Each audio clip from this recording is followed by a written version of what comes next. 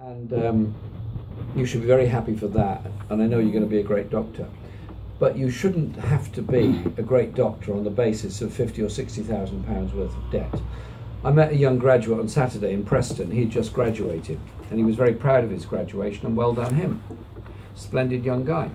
And I said, "What's for you?" And he looked a bit sad and he said 52,000 pounds worth of debt, because he's had to pay all the way through.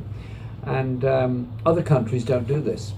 The Scandinavian countries don't do this. Most European countries don't do this. They publicly fund university education rather than throwing the entire burden, or a large part of the burden, onto the individual student. I opposed the initial £1,000 a year student fees because when I left school, I had the chance to go to university. I didn't take it. I'm not complaining about that, which would have given me free university education. It's not mine to take away from another generation. Therefore, I oppose the 3,000 and the 9,000, and I'm absolutely opposed to the lifting of the cap, which will make Oxbridge totally unaffordable for the vast majority of people. You can't fund universities just through scholarships for the few. You have to have a serious public collective approach to it.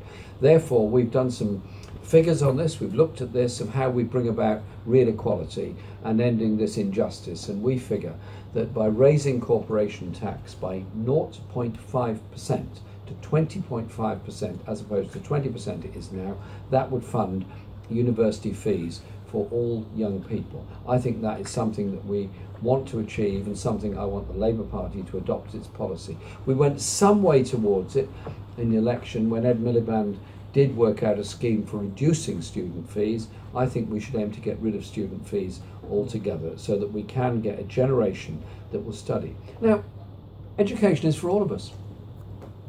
If somebody is a good doctor, we all benefit. If somebody is a good engineer, our train is safer, our bus is safer, our car is safer.